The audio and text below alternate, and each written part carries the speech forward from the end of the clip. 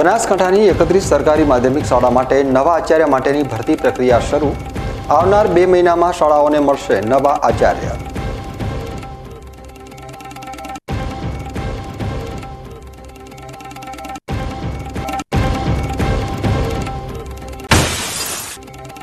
દાંતા તાલુકાની તરંગડા ગામની પ્રાથમિક શાળાના બાળકો અને શિક્ષકો રોજ ખેડી રહ્યા છે જોખમો।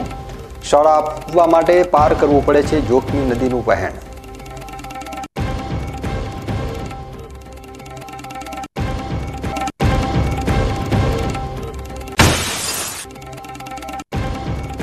રાજસ્થાન બોર્ડર ઉપર આવેલ રડકા અને સીલુ વચ્ચે નર્મદા કેનાલમાં યુવકે લગાવી મોતની છલાંગ।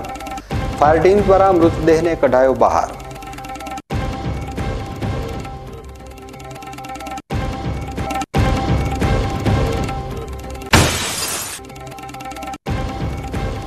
ધાનેરા રેલવે બ્રિજના કારણે ધાનેરાની આર્થિક સ્થિતિ ઉપર થઈ રહી છે ગંભીર અસર।